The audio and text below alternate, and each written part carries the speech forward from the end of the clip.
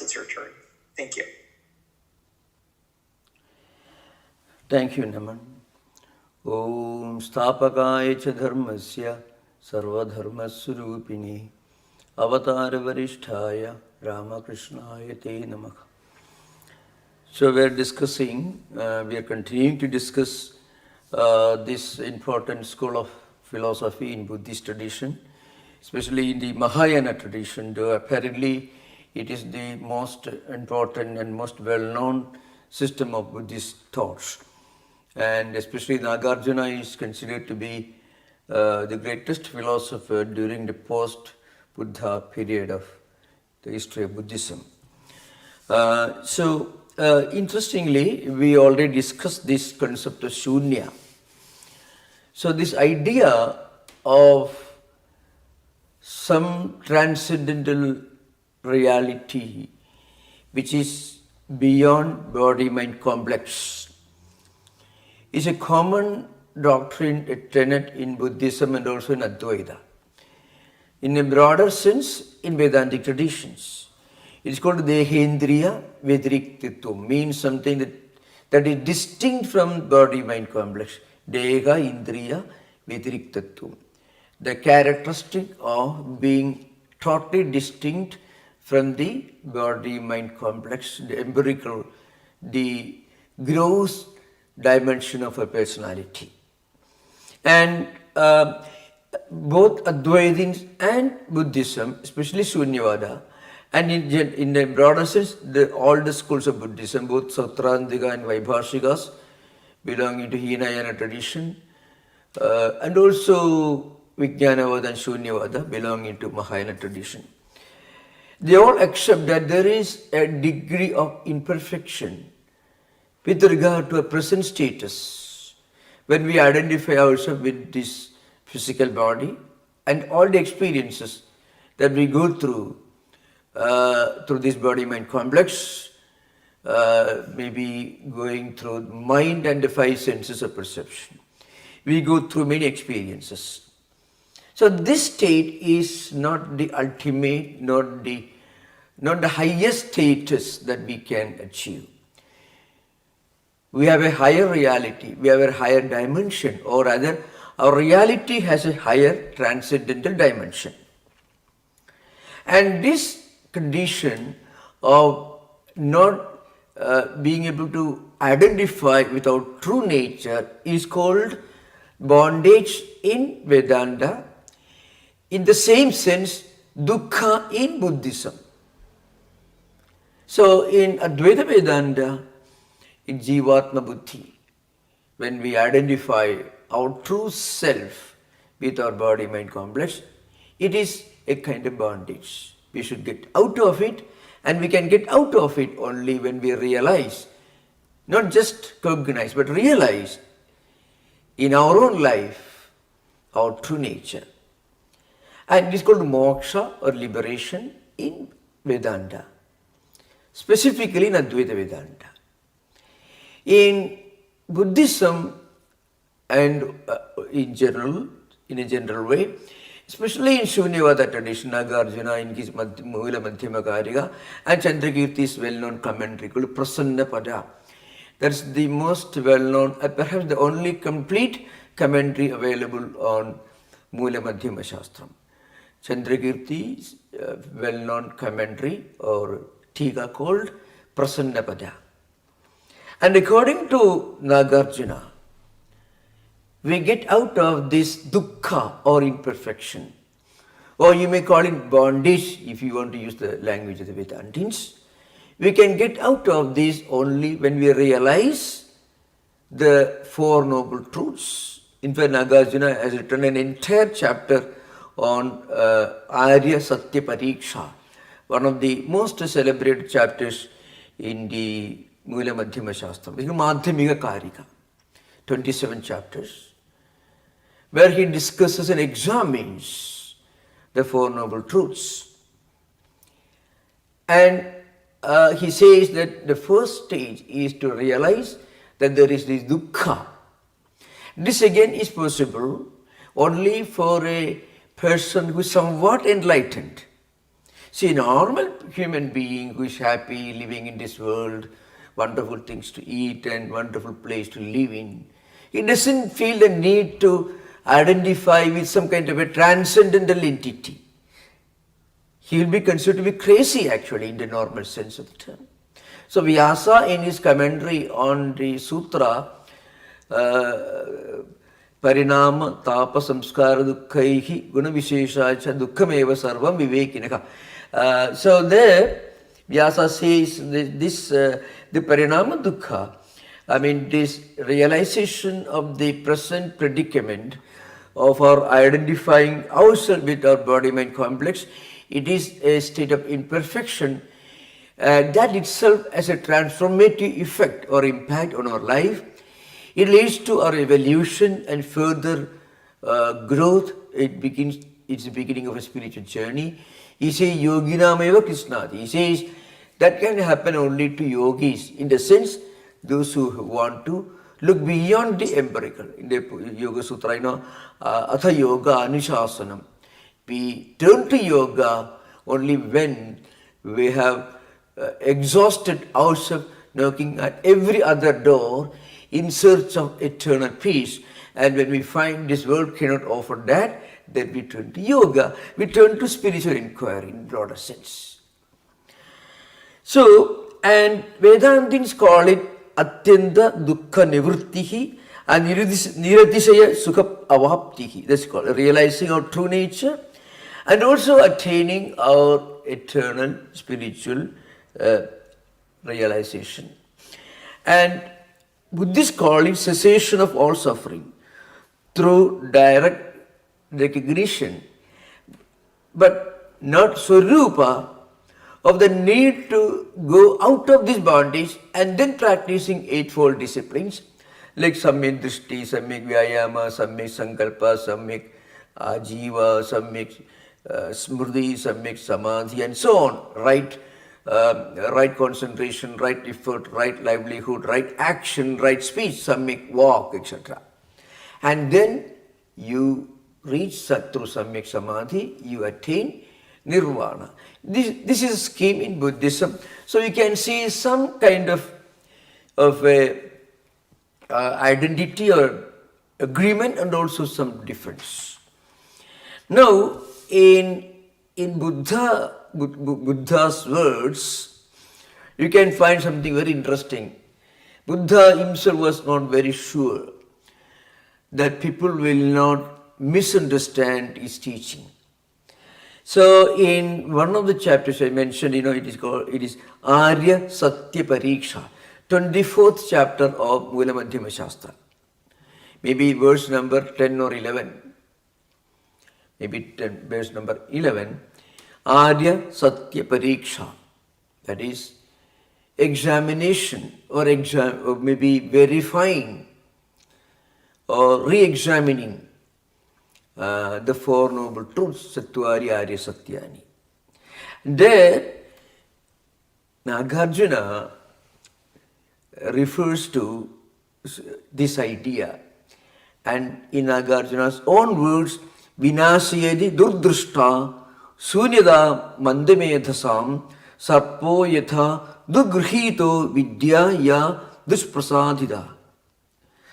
So, Buddha, when he attained his nirvana in Bodh Gaya, you know his story. Buddha was a prince in one of the small kingdoms with Nepal and Lumbini, and then he was 28 years or maybe 30 years, and one day he felt that there are many terrible things in this world like old age, death, and sickness and so on, which he was not allowed to experience by his parents, who he was kept imprisoned in a environment of absolute luxury.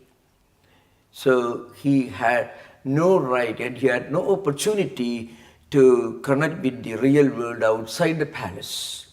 So when he was just about 28 years or maybe slightly older, he was taken out on a ride in a chariot by his servant, and at that time he saw three visions which opened his eyes to certain dark realities of human existence like old age, death and sickness. And then he wanted to find an answer to this problem, and life was not all that luxurious all the time as he was forced to believe, because he was not allowed to come out to the palace or to stay in the luxurious surroundings all the time. So anyway, so he left his palace, walked about 1200 miles or maybe longer in those days to Bodh Gaya in today's Bihar state, and sat under a tree and he meditated.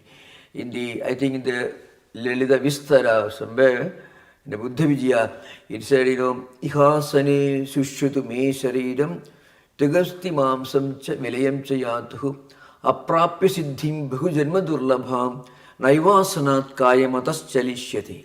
So let my body perish, it will be reduced to asti mamsam cha vilayam cha yatuhu. Let it be reduced to skin, bones and marrow. Still I won't get up from this seat before I attain liberation. And eventually he attained liberation and he straight away walked to Kashi, and there he started his sermons. This is a story. Now after attaining this supreme truth, he was not sure that those whom he was instructing, who was teaching, would clearly understand the essence of his teaching. And Nagarjuna is implying that Buddha realized Shunyata. So Nirvana for Nagarjuna means Shunyata. So, and then people won't understand that everything is empty if you use the word English language. After all, how can you meditate on emptiness? I want to attain emptiness. Something like, I want to become a great pauper, totally bankrupt. That is not a transcendental goal you are seeking in your life, spiritual life. So obviously, Buddha was not talking about emptiness when he was talking about the spiritual goal of humanity. So in this verse, Nagarjuna plays a very clever twist. He is putting this idea, and his own Shunya concept, Shunya the empty concept, can be terribly misunderstood, and Nagarjuna's fear was completely justified. For almost maybe 1800 years, right, from his passing away. He lived in second, third century AD, almost for 2000 years. The world had fully succeeded in misunderstanding Nagarjuna and misunderstanding Buddha.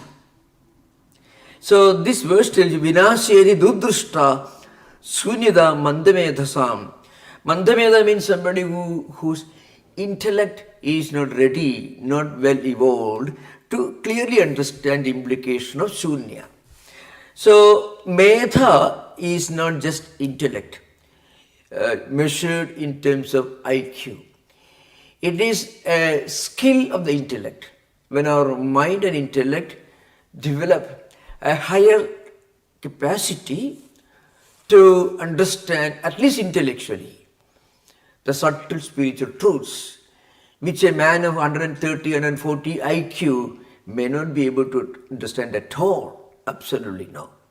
If a brilliant scientist who has got an IQ 140, if he reads this Nagarjuna's book, he will dismiss the whole thing as absolute gibberish. It's not that he doesn't have intellect, but because he doesn't have Medha. Medha is the ability to understand subtle spiritual truths. And it requires not only intellect understood in modern psychological sense, but rather a type of higher, purified, refined intellect. Then only we can feel an attraction to spiritual ideas. Not just intellect. A very good intellect in terms of IQ can easily grasp some of the great scientific, technological truths in physics, chemistry, mathematics. But that intellect may dismiss a spiritual truth as absolutely meaningless. On the other hand, a good man, his way of thinking, because the emotional system is pure, then what happens, then he's able to connect with the higher spiritual realities in life. So Buddha says, Vinashyedi durdrishta shunyata mandamedasam sarpo yatha durgrihitaha vidya ya dusprasadida. Suppose somebody catches, let's say, a rope, thinking that, I'm giving the example. Suppose somebody grabs a serpent, a snake that is lying on the grass, thinking that it is a rope, a green colored rope. It is the opposite of Rajasarpa Bhranti in Vedanta. This is the opposite Buddha uses. Suppose somebody takes in his hands a snake, the tail of a snake, thinking that it is part of a rope. What happens? Very dangerous. Sarpo yatha durgrihita. No. What happens? It can be dangerous. And also, a knowledge that's not properly learned, that is one interpretation. The other interpretation is somebody who has to work hard to catch a snake, somebody who has to work hard to study a language, to study something or to attain learning. So different interpretations are there. But the first statement is very, very obvious, without need for any illustration. Those whose intellect is not purified enough to fully understand the subtle implication of Shunyavada, it's just like a person who is catching hold of the tail of a snake, thinking that it is a rope. It can be dangerous because a person who has not fully understood can certainly get into trouble, and he can also bring trouble to other people. Now, in this tradition, in Buddhist tradition, there are many sutras, Prajna Paramita Sutra, and so there are many, many sutras. Sutra in Sanskrit, sutta maybe in Pali. Sutra is a pithy statement. Alpaksharam asadigdam vishudumukham. So that means alpaksharam. It should be a small statement. Asandigdam. It should make a statement without any doubt. Saravat vishudumukham. It should be capable of elaborate, all-comprehensive interpretation. It should have a definite meaning, saravat. So, alpaksharam, asandigdam, saravat, vishudumukham. Then, again, at the same time, it should be capable of fully establishing a definite spiritual, philosophical truth to its interpretation. So, that is called the sutra. Now, one of the well-known sutras is known as this Prajna Paramita Sutra. So, of course, normally people study the smaller version called Prajna Paramita Hridaya Sutra. It's called Heart Sutra. Because according to traditions, there are versions of the sutra which has got 100,000 verses. Equals Shadasahasrika Prajna Paramita, then Panjavimshati Sahasrika, 25,000 verses, and like that, Ashtasahasrika. But normally people pay attention only to this Prajna Paramita Hridaya Sutra, it's called Heart Sutra. Now, the order, now talking about the order, it is not attributed to a definite single teacher or author, but it is supposed to be a discourse by one of the Bodhisattvas. And the Bodhisattva's name is Avalokiteshvara. Now, Bodhisattva, who is Bodhisattva? Bodhisattva is a being, somebody who has attained nirvana, liberation, enlightenment. But he chooses to remain in the realm of dukkha, to help others. So, Buddha himself went through innumerable life cycles. In each of these life cycles, he was a Bodhisattva. So, Avalokiteshvara is a well-known name in this tradition. He is a Bodhisattva of compassion. So, it is a very, very important sutra in the Mahayana Buddhism, especially the Heart Sutra. It should be properly understood before we enter into the broader literature of Mahayana tradition. So what he does is, but Avalokiteshvara, we are going to discuss that sutra itself. It's in Sanskrit. Of course, it took various forms in different languages when it went to Tibet, when it went to China, Japan, many countries. This Prajna Paramita Hridaya Sutra, it became highly localized. So Bodhisattva or Avalokiteshvara himself got different names in different language traditions outside India. So the idea is, in the sutra is, Avalokiteshvara teaches a great Buddhist bhikshu called Shariputra is teaching about the concept of emptiness. And what he is teaching is this: the entire empirical phenomena, especially the 5 skandhas aggregates, that is form, feeling, perception, volition and consciousness. Rupa, Vedana, cognition, etc. Samjna, Vijnana, etc. All these are all devoid of any permanent existence, or they are empty of inherent eternal existence.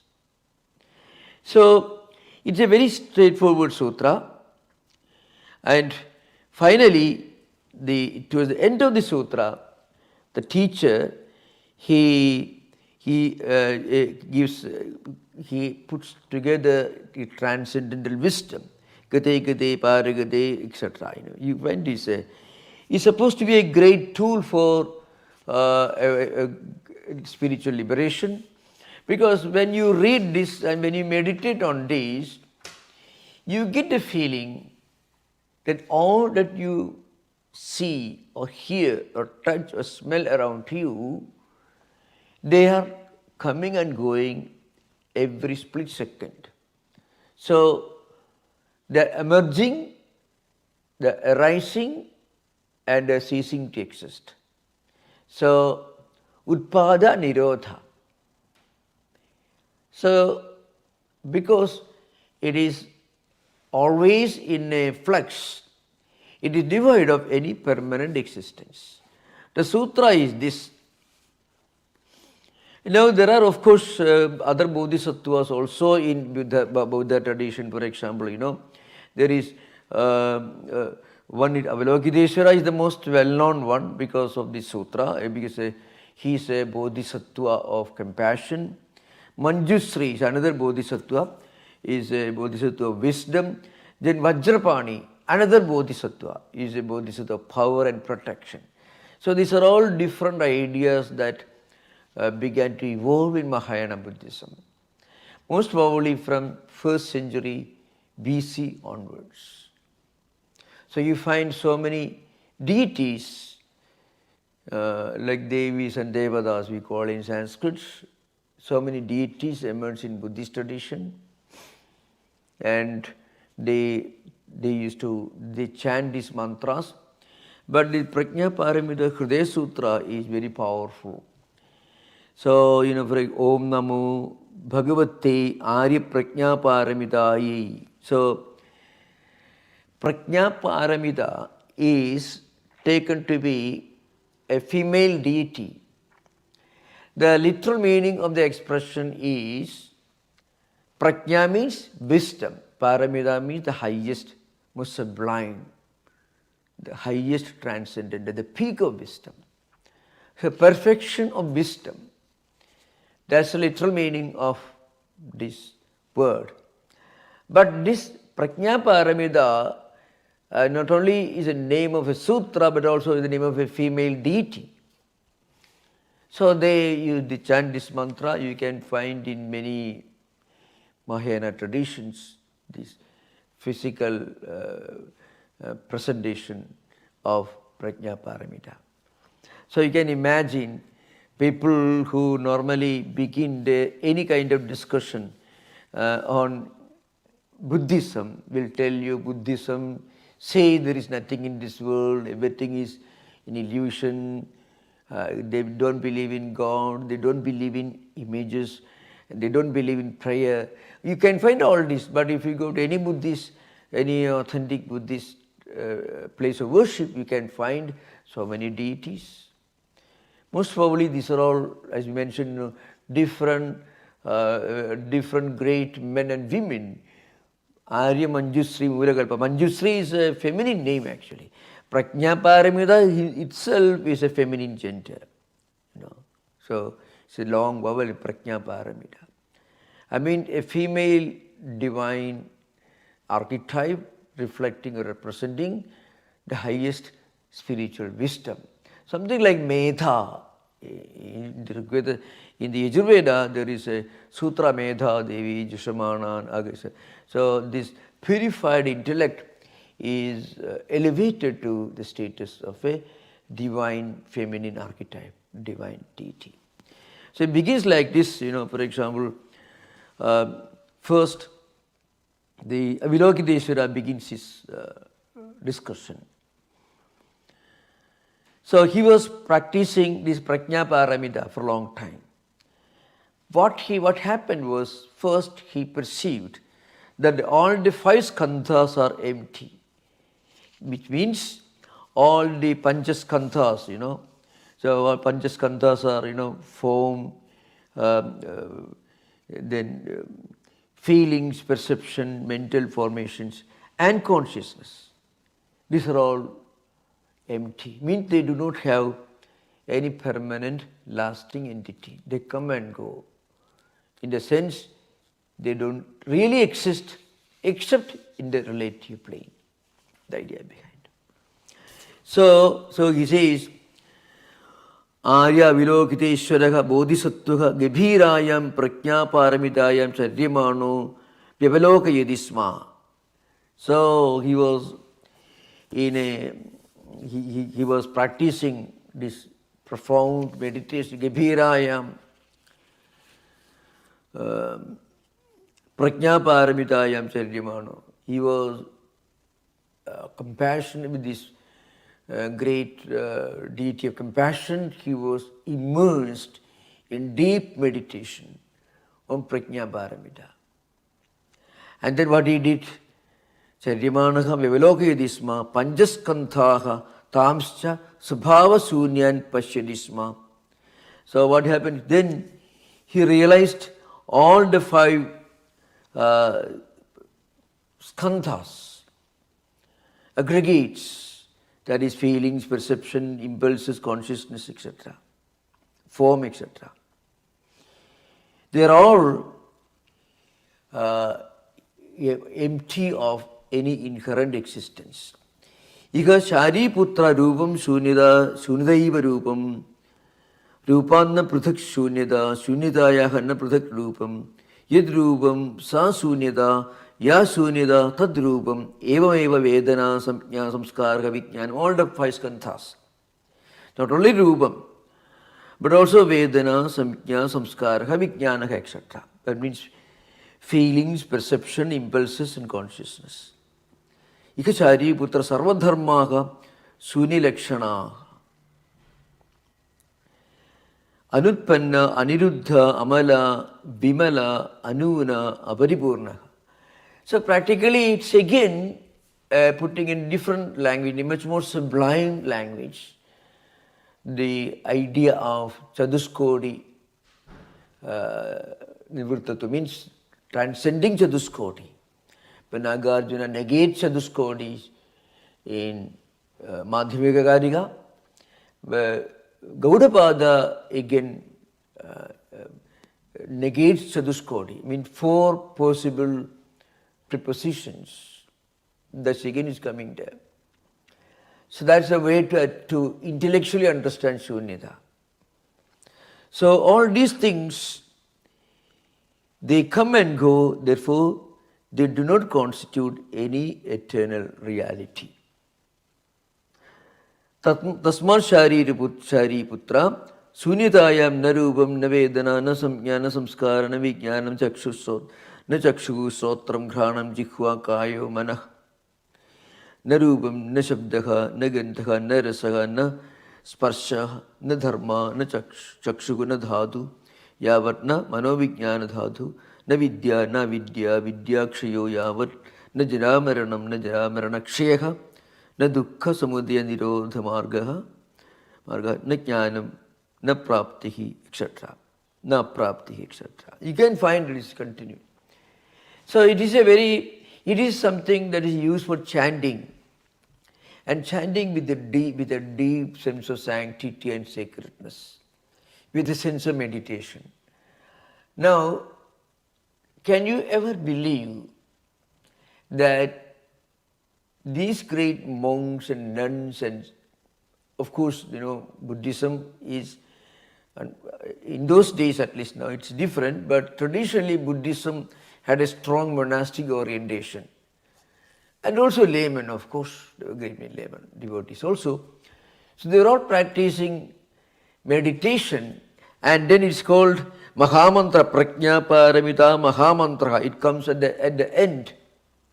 It is a Mahamantra, great mantra, a great prayer, or great statement on which they meditate. Can it mean emptiness? As we understand the word emptiness in an English language dictionary. That's the point which I want to stress. So, Buddha's fear was very genuine. Buddha's apprehension that what he realized, if he ever taught the world, will be totally lost because of a wrong interpretation or misapprehension. And to give the example, somebody who catching the tail of a snake thinking that's a rope, the opposite of rope snake analogy in Vedanta. So there are different interpretations, but the first statement, as I mentioned earlier, vinasedi dudrushta sunyada mantamedasam. Dudrushta means somebody who had perceived it in a very wrong manner. Somebody who had misunderstood the actual implication, the experience dimension of Shunya. Because Buddha had just realized it, that Shunyata, after long years of meditation. After renouncing everything, he meditated and realized, and he felt he had attained nirvana. He wanted to teach, then he was not sure that if we had taught people, they will actually understand it properly, or maybe misunderstood, or maybe they are likely to misinterpret in future. So when you read this, you can see it is not something that we make that is made as a statement. It is the outer expression of an inner experience. That's what we are talking. It's an outer expression of an inner experience. And no outer expression can do full justice to an inner experience. An outer expression is only an attempt to explain what really cannot be explained. So it's almost 14 verses. If you analyze it, if you studied as a verse, but again maybe it can be called 20 sections, 20 statements. So, Astobham Anavadyam cha Sutram Sutramido Viduhu. When a sutra, it is sutra, Prajnaparamita Sutra. So, sutra will be brief statement, it will be very brief statement. Alpaksharam, Asandhikta. But when you understand it, you have no doubt about it. Saravat Vishwato Mukham. It's very profound in its meaning. And it may have very comprehensive implication. Astobham Anavadyam cha Saram Sutram Sutravido Viduhu. So the point is, we should take it as a word formation, if you take it that way, to be meditated upon, and then when we meditate, it is no more a word formation, it's a spiritual journey. So somebody who is profoundly in meditation, sitting in meditation, he realizes that all the panchaskandhas, the form, perception, cognition, awareness or consciousness, all these 5 skandhas, everything else in this world, they come and go. They are all empty of any inherent existence. Again, this is not a statement, it is an experience. So, again he continues, Tasmat apraptitvad bodhisattvanam prajnaparamidam asritya viharadi chintavaranaha astitvad atra stadu viparya sattvandu Nisreya nirvana praptihi trigala jnana praptaha sarvabuddhaha prajnaparamidam asritya anuttaram samyak sambodhim abhisambuddhaha tasma jnadavyam prajnaparamidam mahamantraha mahavidya mantraha anuttama mantraha asama samantraha sarvadukha prashamanaha. Sarvadukha prashamanaha destroys all dukkha. Satyam abhidhyanatvad. So this is the important. This is a very, very important sutra. I took up this because not to teach this because it's not easy, but to make an idea that a simple sutra which has got maybe 14 verses or 20 statements, not exactly in a metrical form, it doesn't follow a particular metric like Gita or other books. But again, it is just a verbal statement which is used for reading with a great sense of sanctity and sacredness for meditation. So what this sutra is telling you is simple. First of all, it gives an illustration of the concept of shunyata. That is, it emphasizes the absence of any inherent, independent, absolute reality. Everything in this phenomena is empty of any permanent existence, and also they are dependent, that is praditya samutpada, dependent origination. The first thing is form is emptiness, the 5 skandhas is emptiness. The duality is also denied here.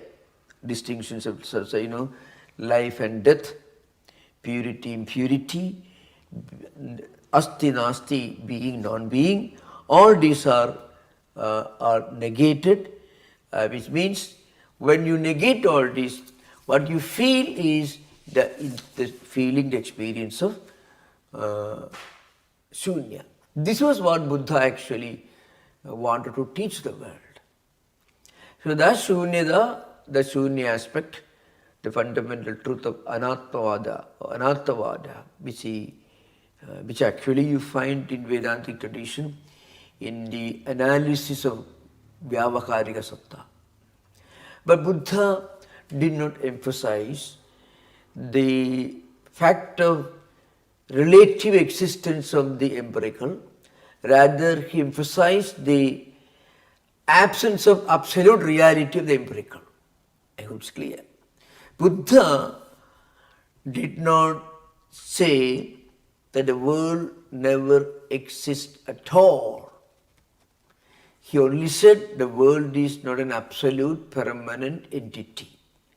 So when you understand Shunyavada, what it implies is this world or all the experiences that we have with our mind and the five senses of perception, what we see, what we hear, what we touch, what we smell, all these, they do not have an absolute permanent reality. He emphasized that. What Shankara mentioned, along with emphasizing the absence of absolute reality of empirical phenomena, he also made a statement, but they do have a relative entity. They do have a relative existence. But in Buddhism, the fact of the relativity of empirical phenomena is to be experienced by meditation, either Zen meditation or chanting of these mantras. It doesn't, no Buddhist who meditates will tell you that he is not having a lunch. If he is having a lunch, he won't say, no, I am not having a lunch. He won't say that. And somebody who is traveling in a plane, no, I am not traveling. Nobody will say that. In Advaita, they will tell you, well, I am eating food now, I am traveling now. This experience is not an absolute. It isn't an absolute entity. It is an empirical. It's a relative entity, relative reality, not absolute reality. So in Buddhism, the relativity of the relative is to be experienced by these meditative practices. That's why Nagarjuna says, Samvriti Satyam, Paramartha Satyam. Nagarjuna also, I already explained this earlier. In the Madhyamika Karika, he says, Dve Satye Samupasritya Buddhanam Dharmadeshana Loka Samvriti Satyam cha Paramarthadaha. Very powerful statement. So, Nagarjuna accepts the relative empirical existence of Samvriti. Samvriti means empirical, the relative. But only relative, not only empirical, not transcendental, not permanent. When Buddha's own teachings, you find in his dialogues, for example, in fact, one of his most well-known disciples was Ananda, and one of the Avalokiteshvara, one of the Bodhisattvas are considered to be one of the incarnations of Ananda, according to Buddhist mythology. But Buddha only emphasized the absence of anything permanent in this empirical world. But Shankara emphasized the reality of something totally absolute. That total absolute, the Paramarthika Satta, was called Shunya in Nagarjuna's philosophy. But again, the Shunya is not what we normally mean by the English translation, emptiness. That's the only problem. So that's why, but again, according to Mahayana Buddhist, this sutra will tell you to go beyond, to see through the illusion. Where first of all you recognize your own empirical body-mind complex, form, sensation, perception, mental formations and consciousness. Rupa, Vedana, Samkhya, Samskara, Vijnana. All these five skandhas, consciousness, they are all impermanent. And again, they are interdependent, like praditya samutpada. So therefore, they do not constitute a permanent, fixed entity. So this realization, again not intellectual understanding, this realization will put an end to our craving, clinging to some bodies, desires, which are part of the 12-link chain, which constitute praditya samutpada. When this happens, we are out of dukkha, we are out of bondage. In Vedanta, when we realize We are not these empirical things. We are not emptiness as understood. We are not these relative things. We are the absolute. Actually, we have to keep in mind all the time Nagarjuna does believe in an absolute transcendental reality. It's called Dvesatya Samupasitya Buddhanam Logadeshanam. Then Loka Sambuddhi Satyam Cha Satyam Cha Paramarthataka. There are two types of truths, the empirical and also the non-empirical, the absolute, the permanent. And that permanent truth is Shunya. Now if you call the Shunya emptiness, English emptiness, then only the problem. If we can actually replace all these translations with the Sanskrit word is Shunya, everything will be obvious. That's the point. And again, it is not Western or modern English, Indian English translators who are at fault. Many of the Vedantins also, in their debates with Buddhists, they also interpreted Nagarjuna's Shunya as something like what we mean by English word emptiness. So, it didn't start recently. Even in the debates between Advaitins and Shunyavadins and Vijnanavadins, you can see this conflict. And also the great comparative philosopher, Madhavacharya, he wrote this Sarvadarshana Sangraha I mentioned. It's one of the important foundational books for understanding many different types of Indian philosophical systems. He lived in the 13th century, roughly about 1000 years or 900 years after Nagarjuna. So he also interprets Shunyavada as something like emptiness, as understood in English. So it's not a new trend. So Shunya is not what we mean by the English word emptiness. Again, it helps you.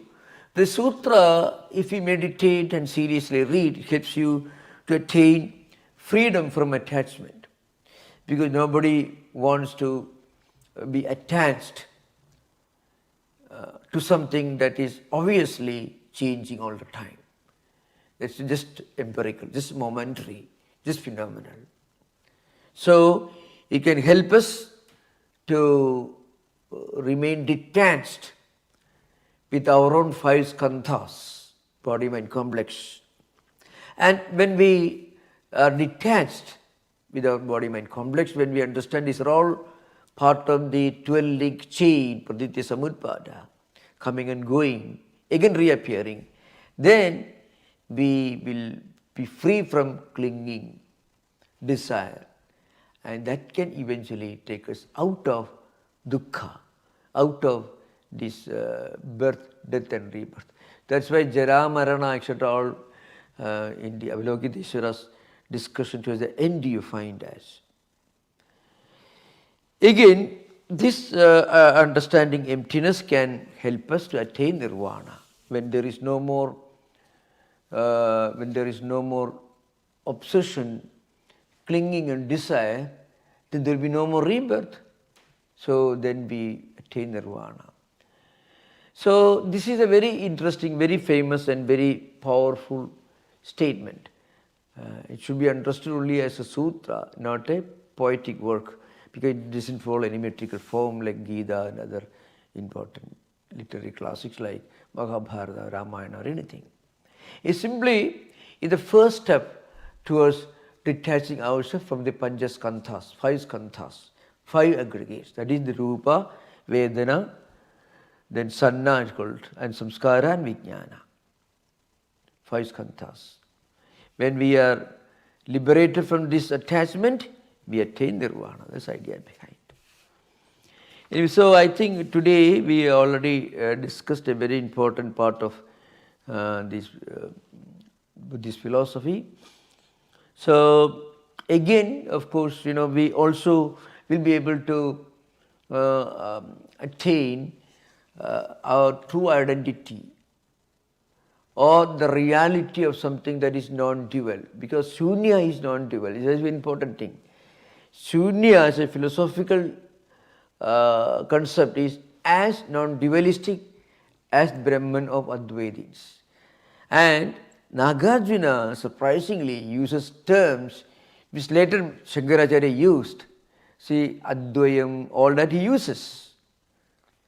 Beyond words, beyond description,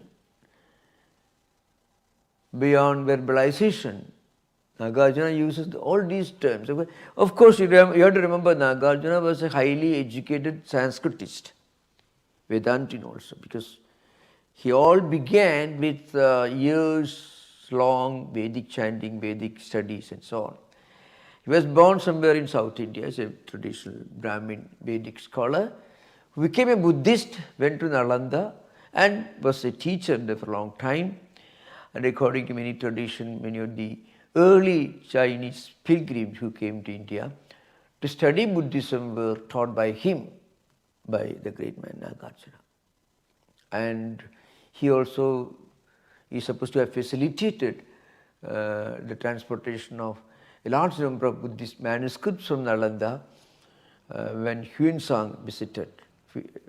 Because it said that he carried huge camel loads, of manuscripts across the That's a good idea. desert. So Nagarjuna was a very great name, was a great figure in Buddhist tradition and supposed to be the greatest philosopher during the post-Buddha period. So anyway, so the idea of going beyond illusion and Maharaj, on my end you're muted. So will the control room unmute the Swami, please? Okay, now it's okay? Can you hear?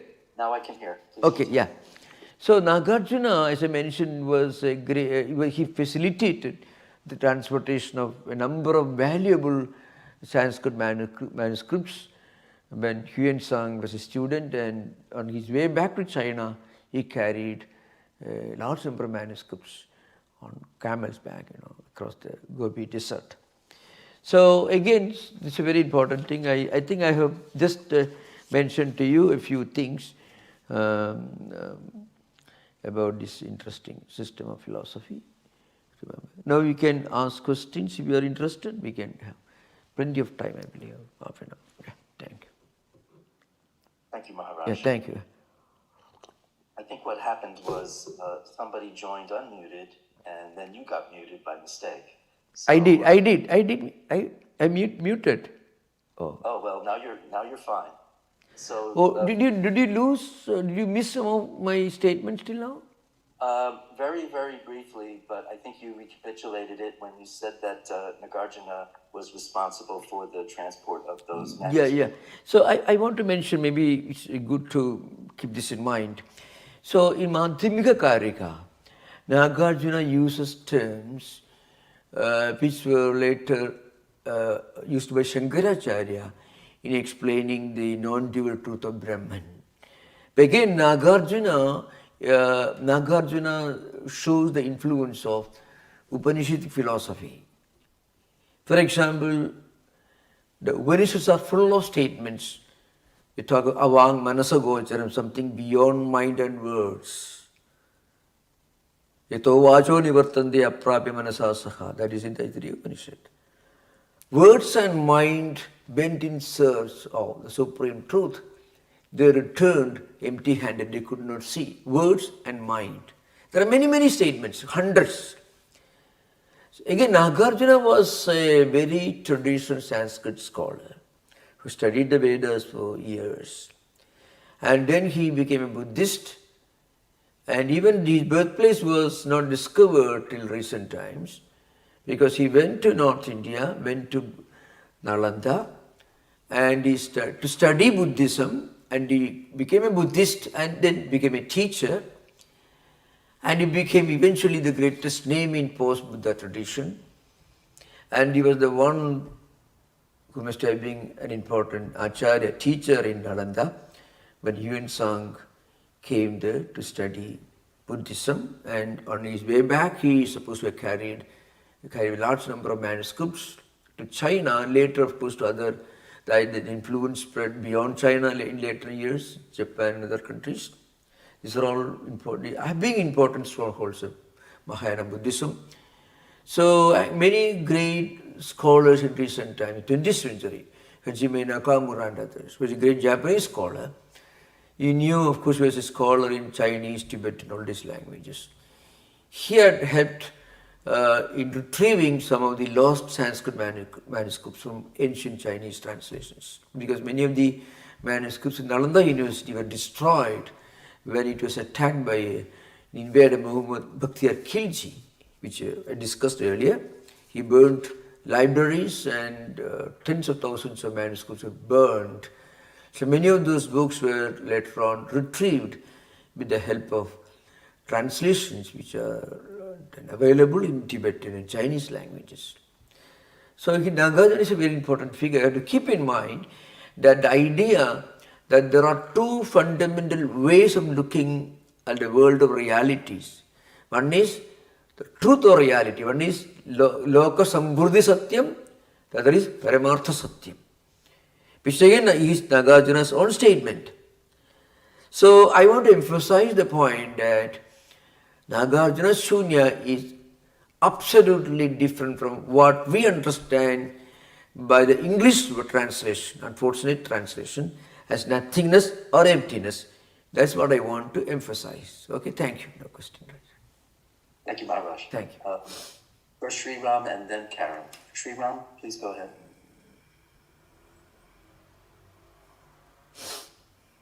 You heard me? Yeah. Swami, last time you said Shunyavada was asserting that Sarvam Anityam. But today you said Sarvam Nityam Vastu can be there. So, okay, I understand what you are implying. Thank you for the question. This is a simple point, If you read any of the popular Vedanta texts, which are reference to Buddhism, especially Shunyavada, you find Shunyavada is interpreted as something like Mahavainasika, the great annihilators, the people who say there is nothing in this world.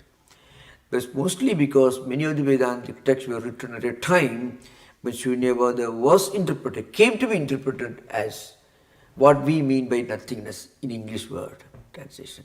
That's the point. So I mentioned to you in Sarvadarsana Sangraha also.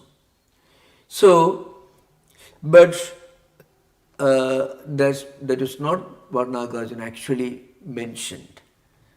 So, in Shankaracharya's commentaries, there are discussions. I discussed this in the last class, Shankaracharya's Brahma Sutra Bhashya, which tries to refute the popular idea of Shunya prevalent at that time. That is, there is nothing, neither object nor subject, if there is nothing.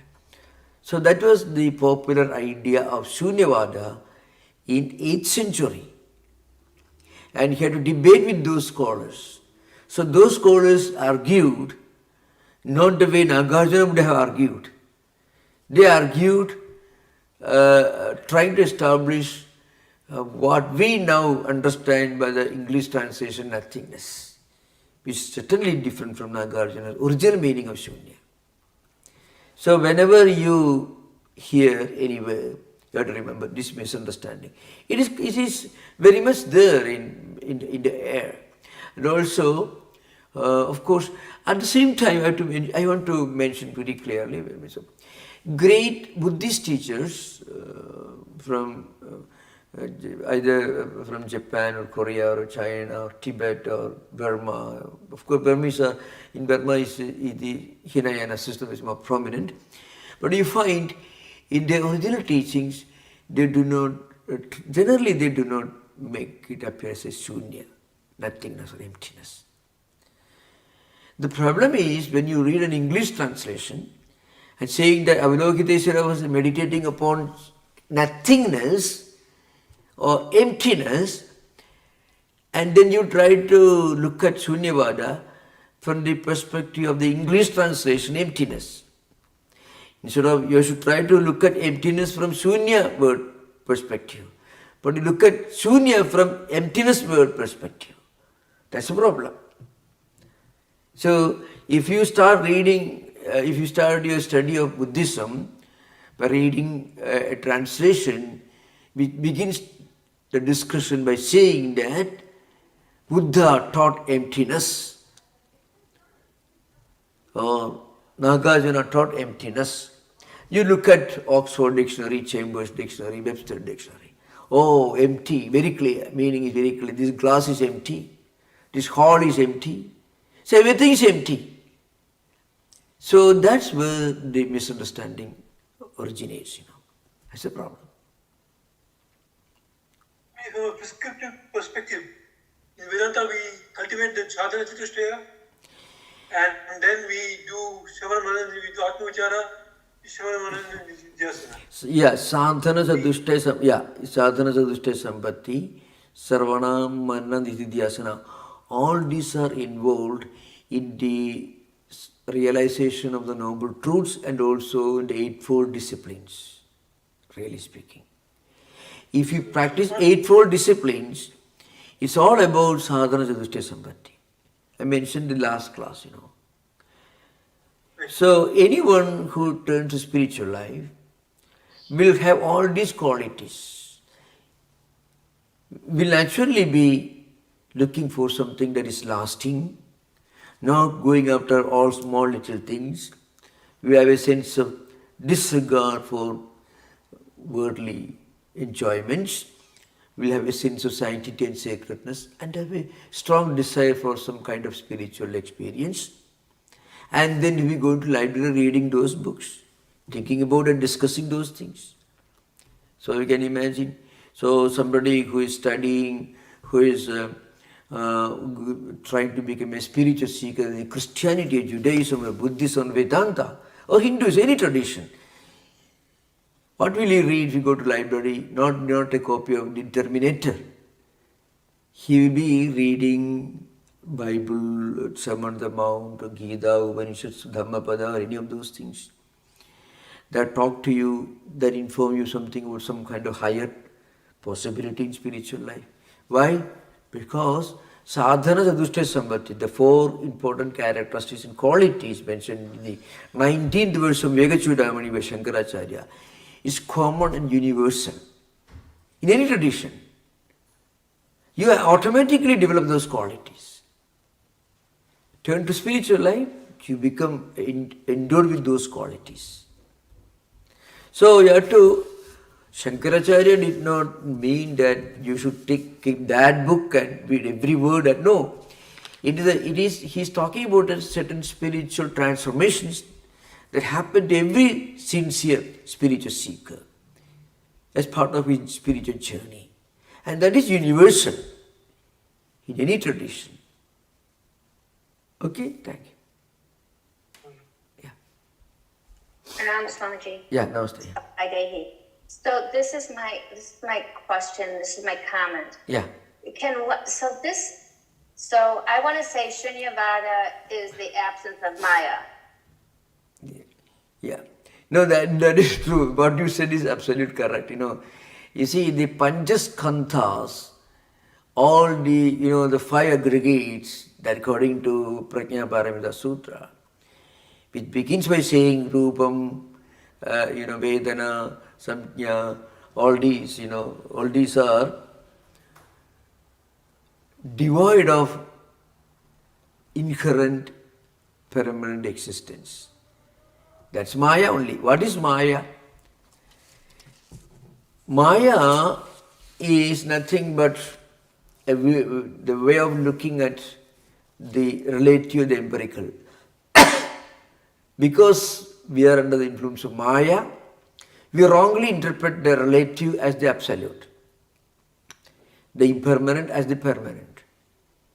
When you get out of Maya, then also we look at the empirical world, but we see them and we won't consider the world of names and forms as something is permanent. Names and forms come and go, but there is a substance which is wrongly interpreted as consisting of names and forms. So Vedantin also lives in this world. He is also is liberated from the bondage. What's a bondage? Looking at the world of names and forms as something permanent is bondage.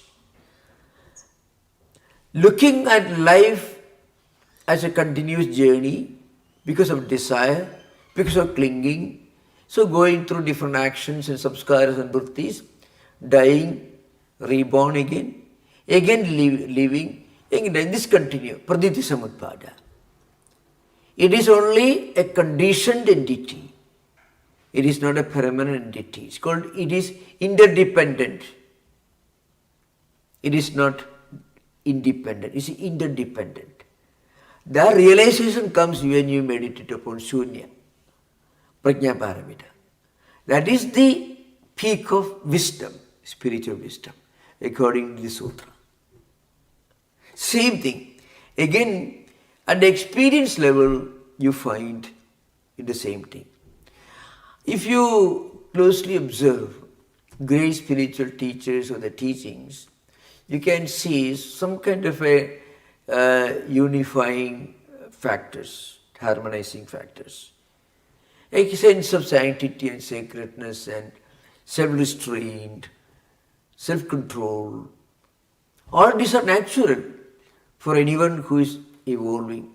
Of course, there are traditions that make you demons. The opposite. That also is there. That's because of lack of spiritual dimension in those traditions. But in any tradition where you follow the teachings of a genuine teacher, spiritual teacher, you find when you pray, when you meditate, when you try to be a good human being, when you show compassion to others, when you are non-violent, naturally you become self-restrained, you have sense control, you become more balanced. That's true. Now, as a spiritual journey, it is very, very common, very universal. Actually, we are in a way discussing these parallel systems of philosophy. It is also a kind of spiritual practice. It has got a tremendous spiritual implication. Study of philosophy, especially spiritual philosophy, from a spiritual perspective, has tremendous spiritual implication. Because it takes the mind far away from lower levels. And see, we are thinking of living in this world, looking at the whole creation as one spiritual family. Which all this, that's the meaning of compassion according to Avalokiteshvara. So when somebody begins to realize the name, form, perceptions, all emotions, all these panchaskandhas, they're all impermanent, coming and going to having real existence. Then you get out of this bondage. And then you develop a kind of spiritual common sense, so to speak. A spiritual common sense. Putting in simple, plain English, a kind of spiritual common sense. Yeah. Thank you. Thank you so much. Thank you, Karen. Before Shay's question, I want to ask about, because you just referenced the benefits of the efforts at studying comparative religion. Yeah. So this is another level of comparative spirituality that intended to be more integrative and more pervasive than what you often experience in courses on comparative religion. Yeah. And one of the reasons is, I think, what you were saying earlier about the nature of the translated works that are prepared. So I just wanted to make that point, that this is a rather unique analysis because the other approaches are hampered by those limitations that you mentioned. Yeah. No, that what you said is absolutely correct, and I very much appreciate this statement. And I want to add one more important point, which is very valuable, I believe. That is, when we study and analyze translations without studying the fundamental teachings of the great teacher, which means you can at least read a good, reliable work, a small biography plus a small book of teachings. It should be genuine and authentic. And then read his philosophical ideas, then we are less likely to be misled. For example, look at a man like Buddha. And we know that he renounced everything and he gave up everything. He meditated for a long time. He started teaching around, and he basically was a man of compassion. And then we try to understand his basic teachings, and when we come to it, well, it is emptiness. He taught nothing but everything is empty. You cannot reconcile the personality of a man like Buddha and the almost laughable idea that he taught nothing but everything is empty. That's what he taught. And he was meditating on this idea, everything is empty. We cannot be very wonderful focus on meditation. That's why that Nagarjuna himself, and you can read this verse number 11 in Mula Madhyama Karya, Arya Satya Pariksha, most probably 24th chapter. Vinashiri Duddrushta Sunida Mandamedasam. Mandamedasam means those, here Shankaracharya uses the word Alpamedasa, means, even Gita also, those who do not have very refined intellect. What they do, what happens, this teaching gets lost because it is misunderstood and misinterpreted. That's what happens. So Buddha himself said that, Nagarjuna says. So Nagarjuna puts in Buddha's mouth, actually, indirect, so to speak. Chandrakirti has written a very elaborate commentary on this. Chandrakirti commented on this Madhyamika, very well known, Prasanna Pada. I don't think it has got an English translation, perhaps not, but it's a very important work.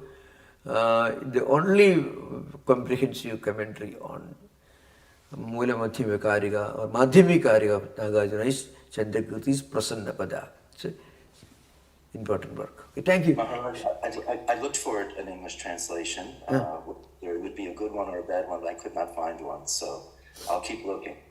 Oh, they may not have a translation, perhaps, I don't know. Yeah. Perhaps not. Yeah. Shay, please proceed, and then David. Thank you. Thank you for waiting. Thank you. Namaskar, Swami. So, first, Sanjay informed us this is the 100th session of fundamental texts. So thank you for these 100 Sunday sessions. Yeah, thank you.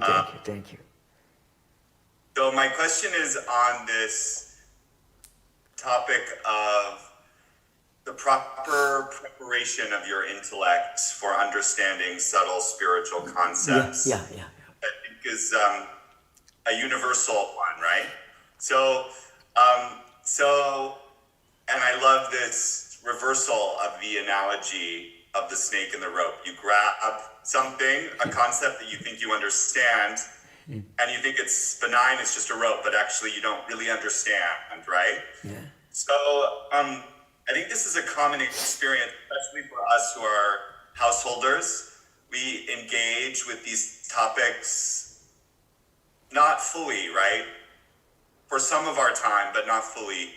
And the ego comes in and it says, I understand this deep topic that maybe we just received an introduction on. I'm wondering if you have practical advice for when the ego comes in and it makes us feel like we understand something, but we don't have that full proper preparation. Yeah. Now, one way to develop the right mind to read these important spiritual books is to consider this as part of a spiritual journey, not just like an academic pursuit.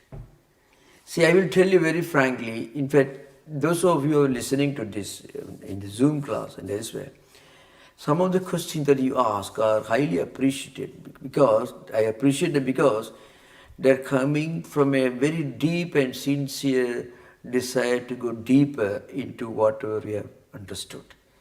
Now, that cannot be expected with the same genuine thirst for more information from a university student. very often, who is just eager to write a thesis or dissertation, which means collecting information from any source and putting together in a paper and getting a degree. Now, it doesn't make any difference for an academic, whether Nagarjuna Shunya is understood properly or not. It's not much. From a spiritual sense, it's a disaster to interpret Shunya of Nagarjuna as emptiness of the English dictionary. Totally disastrous. If you are a spiritual seeker, if you are a genuine Buddhist, you'll be totally lost. So, from a spiritual perspective, it is very vital to understand that Nagarjuna's Shunya is not the word emptiness in an English dictionary. Again, I mentioned to you that some of the discussions here are possible because we are not approaching it as a merely academic pursuit, but from a different perspective. And that perspective is an indication that mind is actually evolving. Mind is getting purified. Mind is the metha, the purified intellect. So people may call it superstition. I know that this is possible. But they won't be able to even intellectually understand some of these higher truths unless our mind is ready for it. And mind becomes ready when we bring in the idea of sanctity, sacredness, kind of spiritual seriousness in studying the scriptures. Yeah. Thank you. Thank you, Shay. That response is very encouraging to all of us. Yeah, David, you're next. Hello, Swami. Yeah. You may have already answered this, but is the word nirvana used in the Gita and used by Buddha, is that the same? Yeah, as an experience, it's the same. See, in Gita, in the second chapter, there is a long description of the characteristics of a spiritually enlightened person. That is, in the 54th verse of the second chapter, Arjuna puts a question. Sthita prajnasya ka bhasha samadhistasya keshava, etc. 54th verse. What are the characteristics of a spiritually enlightened person? Sthita prajna. Then there is a long discussion, a list of those qualities in 18 verses. And it comes Brahma Nirvanam Richati. So nirvana here means this transcendental experience, that level of spiritual realization which makes your intellect, everything stable, settled and serene. And that's what actually nirvana means. If you come back to Prajnaparamita Sutra, when you realize that we are distinct from the five aggregates, our true nature is not this phenomenal empirical thing called praditya samudpada. Rather, we are the absolute reality. So that experience will give you the same feeling, the experience in Buddhism will give you the same feeling which comes to you if you are following the path of Vedanta, Advaita or Gita. Same, no difference. But remember, the point is, Buddhist logic and Buddhist dialectics can be different. From a dialectical point of view, there is no end to conflicts. From a spiritual perspective, there is no scope at all for any conflicts. That's the idea. Thank you for requesting. Okay. Thank you, Swami. Thank you. So thank you for I think this is the 100th class as Shay mentioned. So it all becomes possible because of active participation of all of you who part of it. I don't call you students in the ordinary sense. I mean seekers, that may be better expression. Thank you, Maharaj. I think you may want to say something about some of the upcoming 125th. Oh yeah, thank you. founding, Yeah, including tomorrow, actually. yeah, So, yeah. Oh, thank you for reminding. Yeah, that's true. So, this Vedanta Society, that is Vedanta Society of Northern California, San Francisco, was founded by Swami Vivekananda in the year 1900, April 14. There was a Vedanta class in San Francisco, which later was registered as Vedanta Society, and we have now completed 125 years of our existence. And we will have a number of celebrations beginning with tomorrow. Tomorrow is April 14th, the day of founding this society by Swami Vivekananda. We will have a short ceremony in the evening around 7 o'clock. We begin by unveiling a large photo of Vivekananda. The photo originally goes back to the days he spent in San Francisco in 1900s. So that will be installed, unveiled in the new temple, and then we have a short puja worship, 7:30. That means the unveiling ceremony happens at 7 p.m. in the evening, 7 p.m. And the puja worship begins at 7:30. And the second event is even more important, Shanti Ashrama, that is in April 26, Saturday, April 26. So those of you who have not RSVP'd, you can do RSVP from our website, savedanta.org. So we will have one full day's retreat in Shanti Ashrama. Shanti Ashrama was founded by Swami Tattwamayanandaji, one of the disciples of Sri Ramakrishna, and he was delegated for this purpose by Vivekananda in 1900. A devotee donated this land, thinking that it would be useful for monks to stay a cloistered life there. But anyway, it was a very remote place, and we had a monastery there, and number of buildings, many of the buildings were burned in 1952 in the California fire, but miraculously the shrine building still remains intact. So we will have a puja, worship, meditation, flower offering by devotees, and devotional singing. That's important thing. And again in May 26, Memorial Day, we will have a big important program in Ulima Vedanta Society, Ulima Vedanta Retreat. So that's an important event. We will have speakers from different parts of the world, from Europe and also from different parts of the different Vedanta societies of India and also United States. We will have a program beginning at 10 o'clock in the morning up to 5 o'clock in the evening, including a very wonderful music program by a music prodigy who is a sensation in the Bay Area as a great musician, very young person, very child. And then we have another important event that is on August 31st in Diansa College in the South Bay. We will have a program from morning 10 to 4 o'clock, 5 o'clock in the evening. So these are the events. So you can do RSVP for Shanti Ashrama. If you look at the website, you can see how to do RSVP, Shanti Ashrama program. Thank you. So thank you all of you, and thank you again for making this possible, these underclasses on Indian philosophical systems. Thank you. Om Shanti Shanti Shanti Harihi Om Tat Sat Sri Ramakrishna Arpanamastu.